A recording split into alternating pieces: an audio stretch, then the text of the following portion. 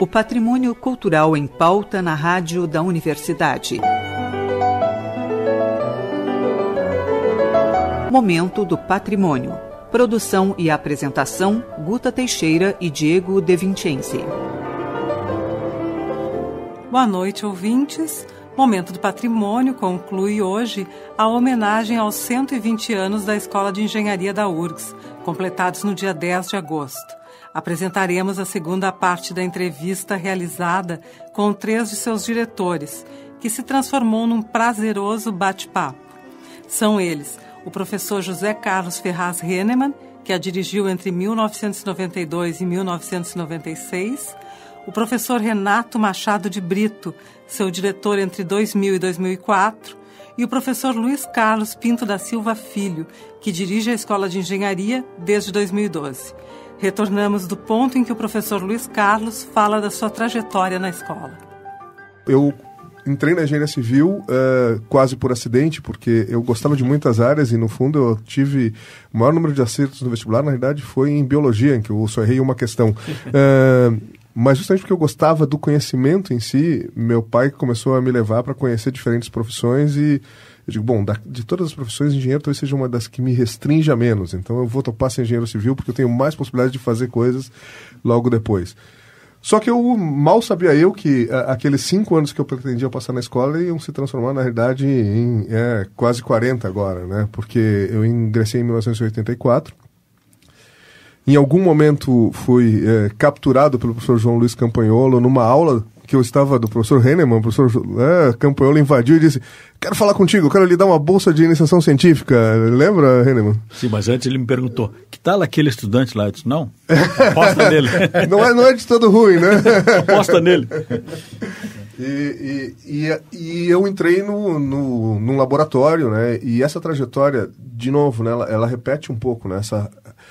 Acho que o trabalhar com essas diferentes dimensões de relacionamento dentro da escola, né, essa identidade que, apesar de ter sido diluída um pouco nos anos 70, ainda é muito forte entre os nossos estudantes, né, se fala do Hennemann da engenharia, do Brito da engenharia, do Luiz Carlos da engenharia, acho que a imagem de engenharia ainda é muito forte dentro da URGS. De lá eu comecei a trabalhar, me envolvi muito no laboratório, aí eu fui fazer mestrado dentro da própria universidade, né, o professor Hennemann e outros foram coordenadores naquele período em que eu estava no mestrado, né? O professor Jarbas também. E fui fazer meu doutorado no exterior, até porque não tinha muito, na época, a não ser, no estado a gente ainda não tinha o doutorado aqui na área de construção, eu fui fazer ele na Inglaterra e acabei me desligando parcialmente. E confesso que foi uma dor, porque eu não sabia, naquele momento foi a primeira vez, né, de 84 a 94, tinha ficado 10 anos na URGS. Eu digo, bom, o que vai acontecer a partir de agora, né? Perdi o vínculo. Mas, felizmente, né, teve um concurso em 98 e eu pude regressar à escola e aí retomar agora já na qualidade de docente. E acho que eu tive uma trajetória mais ou menos parecida com o professor Hennemann, né? Eu rapidamente avancei na área de pesquisa e ensino, mas eu também comecei a me envolver com as questões acadêmicas, acabei sendo coordenador do pós-graduação. Tive a oportunidade de estar à frente da coordenação quando a gente atingiu, né, a nota 7 no pós-graduação de engenharia civil. E acabei sendo escolhido pelos colegas aí para essa missão de ser diretor da escola nos últimos 4 anos e agora se aproximando dos 120 anos. Acho que eu e a minha parceira de direção, a professora Carla, né, da Engenharia de Produção, Carla Tenkaten, sentimos a necessidade de resgatar um pouco do que tinha acontecido lá no centenário, né? Então, algumas das ações que estão sendo planejadas envolvem justamente a retomada do contato um pouco maior com os egressos, a celebração das figuras importantes dentro da escola de engenharia. Nós estamos planejando criar um conselho consultivo externo para a escola de engenharia, que é justamente a possibilidade de ter alguns daqueles egressos que hoje ocupam posições importantes na sociedade, falar um pouco, né? A gente ouvir um pouco uma voz externa nesse momento em que a gente pensa aí nos rumos da escola para os próximos anos. Fique à vontade, professor. Quando nós nos reunimos numa mesa como essa, falando sobre a escola de engenharia, no primeiro momento eu comecei a apresentar a minha vivência dentro da escola, mas a partir do momento que o professor Brito e o professor Luiz Carlos começaram a falar sobre a escola, vem à mente também outros momentos extremamente importantes, né? E essas coisas vão surgindo e eu gostaria de comentar isso aí. Quando eu mencionei que em 1970 iniciou o curso de pós-graduação na engenharia civil, eu sempre, analisando a escola de engenharia desde a sua origem, eu consigo identificar como sendo esse um marco extremamente importante. É verdade. O marco da implantação da pós-graduação na engenharia e, logicamente, que dentro da universidade. A mudança foi uma mudança do dia para a noite. Uhum. Quem conheceu a escola antes de 1970 e depois de 1970 é outra escola. Um exemplo, a biblioteca da Escola de Engenharia era uma biblioteca extremamente pobre. Uhum. Não havia recursos, não havia... o acervo era pequeno, o acervo era antigo, era um acervo, parte dele até doada por ex-professores ou ex-alunos, que também, logicamente, que já tinham o seu período ultrapassado, o período de validade daquele material. Então, esse é um exemplo. Laboratórios praticamente não existiam. Tanto é que o prédio da Escola de Engenharia, o prédio chamado Prédio Novo, foi projetado sem laboratórios. Eram só salas de aula e gabinetes. Né? Laboratórios existiam no departamento, na engenharia elétrica, que tinha alguns laboratórios, de ensino, no departamento de engenharia mecânica. Mas eram todos laboratórios de ensino. Mas eram laboratórios de ensino, não existiam laboratórios. De pesquisa não tinha. Pesquisa não existia. Né? Dentro desse prédio, chamado Prédio Novo, existiam 3 ou 4 laboratórios, também só de demonstração, de ensino. Né? Então, esse era o panorama até 1970. Amplia muito os então, horizontes, a implantação da pós-graduação em 1970, ela mudou radicalmente isso. Assim, foi uma mudança que as pessoas que vinham conhecer a escola, por exemplo, no ano 1970 e em 1975, viam um outro ambiente. Duas coisas aconteceram. Primeiro, passou a haver investimento em pesquisa, em laboratórios, em biblioteca, e passou a haver tempo integral. Então, esses dois movimentos, a implantação da pós-graduação e, consequentemente, também o tempo integral de professores dentro da escola, mudou o ambiente. Né? Até então, não havia tempo integral. Os professores eram tempo parcial, um ou outro tinham algum contrato em que ele ficava mais tempo dentro da escola, mas os professores eram profissionais muito qualificados, que eram ao mesmo tempo professores da escola. Então, isso se alterou nesse período. E a pós-graduação em engenharia civil foi, então, um dos marcos na escola por essa mudança. Né? Eu diria, até gostaria de citar o nome das pessoas que foram responsáveis por esse momento. Né? O professor José Gomes Franco, o professor Walter Otto Sibes, o professor Silas Graza, o professor Luiz Duarte Ribeiro, foram professores que implantaram o pós-graduação na engenharia civil. E apoiados pelo professor Ivo Wolff, que na época era vice-reitor e depois foi reitor da universidade, que era também professor do departamento. Então, essa mudança, a criação do curso de pós-graduação em engenharia civil, que depois também resultou na criação de outros cursos de pós-graduação dentro da universidade, metalurgia, minas, materiais, engenharia elétrica, engenharia mecânica, engenharia de produção, engenharia química, todos os demais seguiram em anos depois, mas esse momento aí, eu diria que foi um momento de grande mudança. Então, aconteceram todas essas mudanças num período extremamente curto. 1970, a implantação da chamada reforma universitária, naquela época, né? Implantação do tempo integral, implantação da pós-graduação. E a mudança se deu de forma a resultar em tudo que nós temos atualmente, se originou naquele momento. Eu tive a oportunidade de fazer o registro histórico disso lá em 2014, quando o pós-graduação de engenharia civil fez os seus 30 anos ali, né? Em 2010, quando a gente fez os 30 anos, em 1970. 40 anos. 40 anos. E justamente a gente fez uma gravação, né, que vai ser uma gravação histórica com os fundadores, né? Quão importante é isso, porque a gente ainda tem acesso a esses fundadores, mas a importância da gente deixar essa história registrada para os futuros, para que eles entendam as origens, né, e da onde tudo surgiu e que coragem se teve que tomar naquele primeiro momento de fazer essas transformações, é fundamental, e as gravações são realmente muito bonitas. Né? E tem um detalhe, só um detalhe interessante, assim, dessa iniciativa dos professores, que foi o seguinte: um deles contando que eles participaram, antes dessa formação do curso de pós-graduação, participaram de um simpósio de engenharia em outro lugar. Então participaram desse simpósio de engenharia, acho que foi no Uruguai. No Uruguai, né? professor. Foi as jornadas de engenharia no Uruguai. E ao participar dessas jornadas, se deram conta que nós estávamos extremamente atrasados.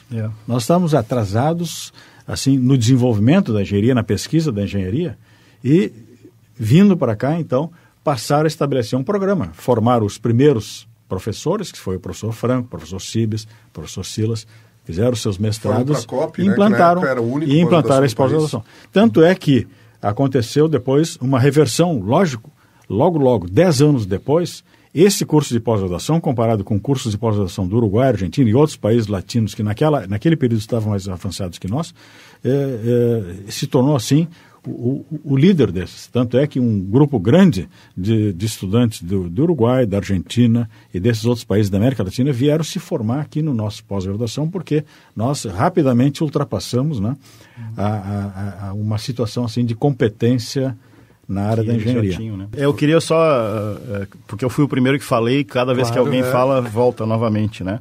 É muito interessante lembrar que eu me formei nesse caldo todo, né? Entrei em 69, em 70 houve a reforma, eu me lembro do superintendente acadêmico, professor Viana, depois do professor Cibes, né?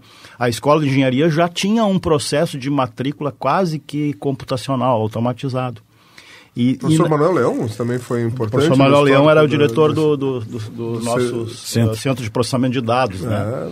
Mas foi interessante que quando agora, recentemente, até foi na gestão do professor Henneman, a universidade conseguiu fazer a matrícula pela internet, né? Eu era diretor da escola de engenharia, então, através de uma atividade integrada entre a pró-reitoria de graduação, que era então o professor Norberto, né, que era o pró-reitor, e eu na engenharia e a nossa ex-aluna Jussara, que é a diretora do CPD hoje, nós criamos um processo de matrícula automatizada. Mas na engenharia já existia isso quando eu ingressei, era tudo com cartão perfurado ainda, e era um processo bem interessante, mas ele foi depois massificado para a universidade. Então essa integração que a universidade hoje dispõe com a escola de engenharia participando nesses cursos, ela existiu também no processo administrativo acadêmico, né? E o professor Franco foi um grande professor para mim, porque ele foi diretor e eu fui vice-diretor dele, muito moço ainda. E ele me delegava tarefas e me dava instrução, olha, isso tu faz assim, assim, assim, chama tal pessoa, fala com tal pessoa. E aquilo me deu uma vivência, então, interna na parte administrativa que eu ainda não tinha, né, que me serviu para a vida inteira. E realmente ele depois foi nosso pró-reitor de administração, né? Fez um trabalho excelente também, muito marcante na engenharia, né? E eu convivi com todas essas figuras que a gente está falando, então para mim é uma lembrança muito interessante. E queria relembrar que o professor Henneman foi meu professor de matemática no cursinho mesmo também. Tanto é que depois na minha gestão, conversando com os estudantes do centro acadêmico, que também completaram 100 anos o centro acadêmico, então era a minha gestão, a gente fez também um livro comemorativo que pode ser lido. Eu os desafiei a reimplantar o cursinho, né? E esse cursinho foi reimplantado. E aí a gente procurou, já estava nessa época de tentativa de ampliar os acessos à universidade, então havia bolsa de estudos para os alunos carentes, né? E os estudantes da engenharia iam nas casas das pessoas que se inscreviam para saber se realmente ele era carente ou não, para poder participar do curso, né? Então a gente teve assim essa vivência toda. Tanto é que depois eu acabei indo para a Associação dos Antigos Alunos da URGS, que eu fui presidente durante 2 gestões, o professor Henneman está lá, é o nosso também presidente do conselho da associação, e a gente tem procurado agregar esses ex-alunos que têm interesse em manter a sua relação com a universidade. Não é uma coisa muito fácil, porque nós não temos essa tradição. Se a gente viaja pelo mundo, a gente vê como isso é pujante, né?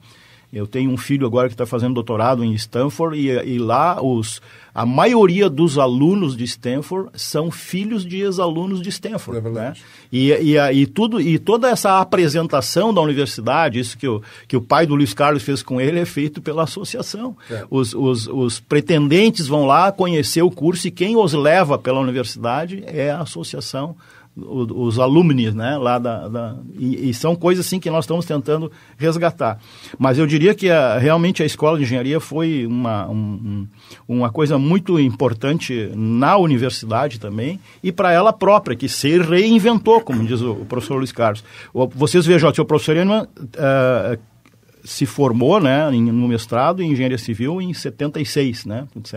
72. 72. Eu me formei em 76 no mestrado nessa associação da física com a escola de engenharia, porque não existia mestrado na área de engenharia elétrica, né?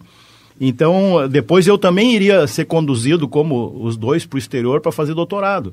Mas aí eu também não pude adotar essa decisão porque eu tinha que considerar minha cara metade, que também tinha sua atividade, né? Meus filhos e tal. Eu tinha já aceitação de uma universidade na Inglaterra para fazer o doutorado. Então, eu trabalhei muito para que se criasse na engenharia também os doutorados. Então, a minha titulação é doutor em engenharia, que foi num programa de doutorado que o curso de Minas, Metalurgia e Materiais tinha. E ali havia um nicho na área de instrumentação, que é a minha área de doutoramento, né, em que eu pude fazer meu doutorado dentro da escola também.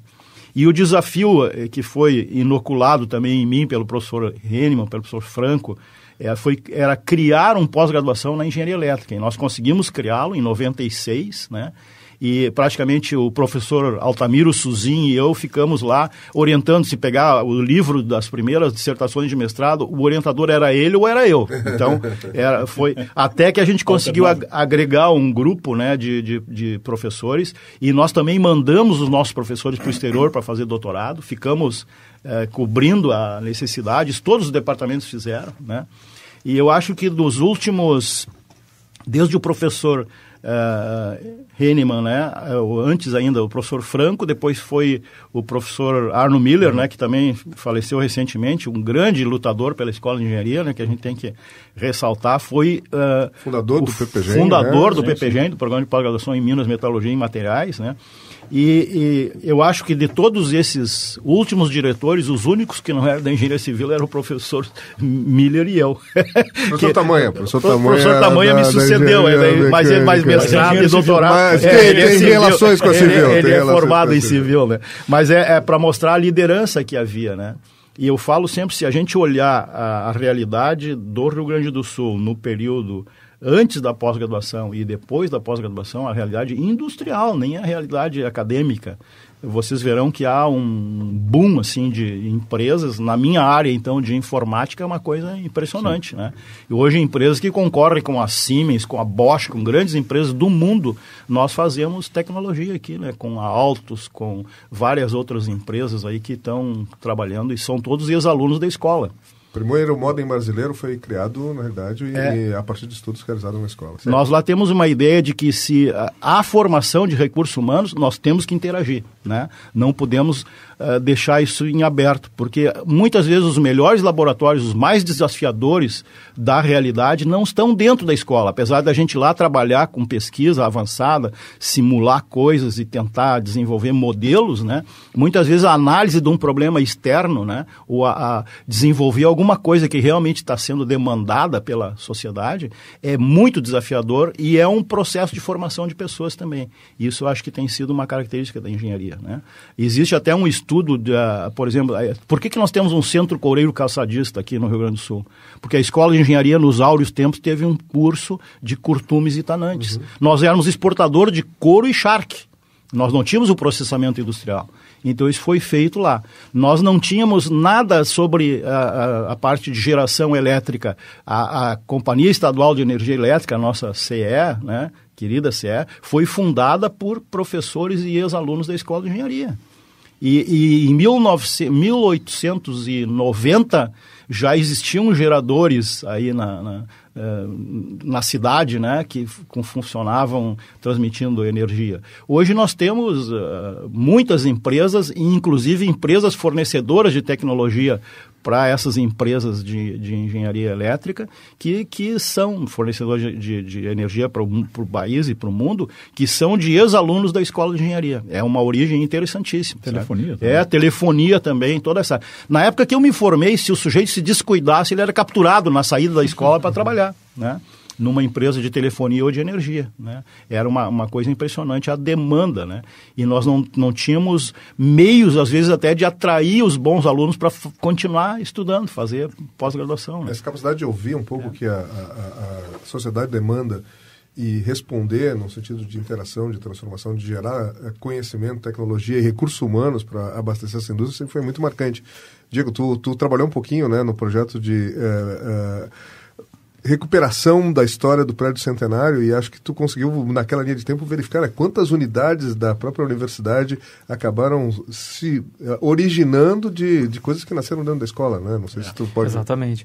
O trabalho de pesquisa foi bem intenso, inclusive conversei com o professor Hennemann sobre isso, ele forneceu materiais e além de informações ótimas sobre a escola, e realmente a Escola de Engenharia é uma universidade dentro da universidade. Inclusive ganhou esse título de universidade técnica, né, nos anos 20, depois ratificado na década de 30.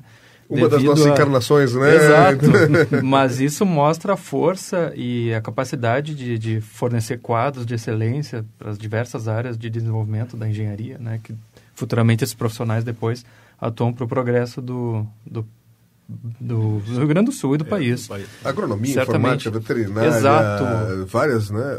Inclusive foi um grande desafio para montar essa linha do tempo, porque há vários cursos que surgiram da Escola de Engenharia, como o senhor falou, professor Luiz Carlos, e depois se desvinculam, como a própria veterinária, agronomia, enfim.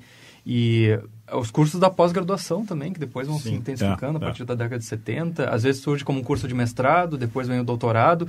Então é um grande quebra-cabeça, mas muito rico, que mostra realmente a capacidade da engenharia se reinventar. E isso aí que tu está falando também me veio à mente o seguinte, né?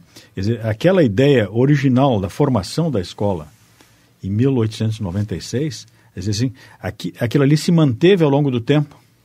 Isso que é interessante, né? Tudo isso, quer dizer, ela não morreu ali em 1910, não, ela veio em 1920, 30, e se prolongou ao longo do tempo aquele espírito assim de empreendedorismo, de criação de novos cursos, criação de novas áreas. Guta, é difícil colocar 120 anos numa hora só. Eu acho que as nossas reminiscências nós quase não lhe deixamos falar. Não sei se tu quer chamar mais algum assunto aí para esse programa. Rendeu muito, vocês interagindo, foi fantástico, assim, melhor do que uma entrevista conduzida. Não, infelizmente a gente vai ter que encerrar. Mas, então, vou deixar, se vocês quiserem dizer alguma coisa, uma breve cada um mensagem, quiser uma breve mensagem. Já que estamos chegando a esses 120 anos de história da Escola de Engenharia, por favor. Pela ordem dos diretores mais antigos. Mais antigos, tá bom. Então, eu gostaria, em primeiro lugar, de agradecer a esse momento em que nos permitiu falar um pouco da Escola de Engenharia, que é uma história riquíssima, e como eu já mencionei há pouco também, cada vez que se fala de um tópico, puxa outro, e quando se vê, estamos falando assim, mais até do que o programado. Né? Cumprimentar meus dois colegas, o professor Brito, e cumprimentar o nosso atual diretor, o professor Luiz Carlos, e dizer da grande satisfação que eu tenho de ter sido diretor da Escola de Engenharia e ter também esses dois colegas como também meus colegas diretores da escola. E agradecer a vocês, ao Patrimônio Histórico, a Guta, Diego, por esse momento extremamente importante e emotivo para mim, né, de participar essa noite aqui, conversando com os nossos ouvintes sobre essa importante escola que, como falou o próprio Luiz Carlos, é um dos principais alicerces da nossa universidade. Bom, Diego, Guta e nossos ouvintes aí, né, do programa, eu também fiquei muito feliz de poder participar com vocês aqui e dizer que realmente a Escola de Engenharia tem o seu lugar na história do Rio Grande do Sul, do Brasil e provavelmente do mundo também, né? Nós hoje temos vários professores, o professor com quem eu trabalhei lá na Universidade de Berkeley é formado aqui na URGS e ele que me convidou para trabalhar lá porque sabia que eu tinha me aposentado. Então vejo que nós temos na Alemanha, temos na França, temos em vários lugares do mundo, nós temos pessoas formadas aqui que têm um reconhecimento muito grande por isso. Mas eu acho que nós temos que nos preocupar mais com a nossa realidade. E isso sempre foi a preocupação da Escola de Engenharia, né? Em criar soluções para o povo que nos cerca. Quer dizer, sem nenhuma demagogia, na verdade, é procurar soluções para os problemas, né? E se a gente quiser definir o que é engenharia, Engenharia é resolver problemas, né? Realmente a gente tem que adaptar as situações, a natureza, as estruturas, para que as pessoas vivam melhor, para que as pessoas possam produzir melhor, ter mais conforto, ter mais segurança, ter uma série de vantagens em relação ao que era. Então o progresso só vem, ou a melhora da situação só vem com a engenharia, certamente. É que nós somos, às vezes, atropelados pela realidade. Se a gente vê a falta de planejamento urbano, a falta de preparação de instalações adequadas para as pessoas viverem, ou as ocupações que acontecem onde não deveriam acontecer, e depois nós temos que resgatar essas pessoas no momento de calamidade, né? São todos problemas que sempre preocuparam a Escola de Engenharia. Nós trabalhamos com a realidade. Isso é muito importante e muito gratificante quando a gente vê a solução dos problemas acontecerem, né? Então, agradecer novamente a participação, eu me sinto honrado de estar aqui na presença do professor Hennemann e do professor Luiz Carlos, né? Acho que quem senta naquela cadeira de diretor tem uma experiência única na vida. E eu tive essa alegria, essa felicidade. Muito obrigado. Professor Brito, eu acho que é realmente um privilégio, né? E uma responsabilidade. Eu queria agradecer a Guta, ao Diego, a todo o programa, né? Momento Histórico, aos nossos ouvintes aí, por compartilharem conosco esse momento, né? Extremamente emotivo. Eu acho que realmente, assim, pensar na história, pensar na memória, olhar para trás, saber de onde nós viemos para poder pensar o nosso futuro, eu acho que é sempre algo que nos dá uma certa, né, sensação de perenidade, né? E eu acho que a escola, ela conseguiu se desenvolver da maneira que ela conseguiu, né, porque foi criada pelo carinho dos porto-alegrenses, pensando efetivamente que ela tinha que ter um espírito transformador, porque ela teve talentos, ela conseguiu atrair, ela conseguiu se renovar, porque ela teve gestores épicos, né, e aqui está com o professor Hennemann, está com o professor Brito, é um privilégio para mim, né, poder ouvi-los, poder registrar essas histórias, é algo que para toda a comunidade da escola não tem preço, né. E eu só posso me sentir, né, como eu disse, honrado de poder dar seguimento a tudo isso e dar seguimento num momento em que nós fazemos jus a toda essa trajetória, no sentido de que a gente continua marcando a paisagem, né, da nossa cidade, do nosso estado, do nosso país. Hoje estamos preocupados em nos posicionar de maneira internacional e estamos fazendo isso com sucesso, mas também estamos preocupados em entender como é que a gente vai cada vez mais respondendo a esses desafios que vão se transformando da própria sociedade, né? Disse bem o professor Brito que a escola só faz sentido se ela conseguir fazer duas coisas, né? Formar os recursos humanos de excelência que a gente vai precisar para transformar, para avançar a nossa sociedade e gerar um conhecimento inovador que possa servir de base para o desenvolvimento efetivo do nosso país, né? E para isso ela tem que estar sempre se reinventando, ela tem que estar sempre respondendo a novos desafios, mas ela não pode nunca esquecer de onde ela veio, que valores que levaram essa instituição a poder ser tão vibrante, né, durante esses 120 anos. É um privilégio compartilhar com cada um de vocês esse momento. Essa é só uma das ações e a gente espera que a gente possa celebrar não só os 120 anos, mas quem sabe um dia os 1000 anos, quando não vão lembrar da gente, vão estar em arquivos digitais em algum lugar e a gente vai estar celebrando o milênio da nossa Escola de Engenharia. Obrigado e boa noite. Muito obrigada pela presença de vocês os três. Foi magnífico ter essa oportunidade de reuni-los aqui. Muito obrigada. Obrigado. Boa noite. Boa noite. Momento do Patrimônio conclui assim a homenagem aos 120 anos da Escola de Engenharia da URGS, completados no dia 10 de agosto. Apresentamos a segunda parte da entrevista, realizada com 3 de seus diretores.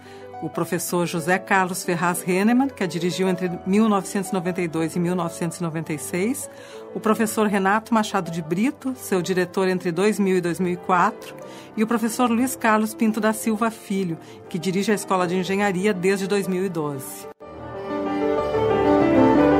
Este programa é uma realização do setor de patrimônio histórico da Superintendência de Infraestrutura da URGS. O SPH coordena o projeto Resgate do Patrimônio Histórico e Cultural da URGS, que tem como objetivo a restauração dos prédios históricos da universidade e a sua adaptação à acessibilidade universal. Para mais informações, acesse nossa página www.predioshistoricos.urgs.br ou entre em contato conosco pelo e-mail predios.históricos@urgs.br. Momento do Patrimônio tem produção e apresentação de Guta Teixeira e Diego De Vincenzi. Gravações de Neudimar da Rocha, edição e mesa de áudio de Jefferson Gomes. Voltamos na próxima terça-feira, às 20h30. Boa noite a todos e até lá.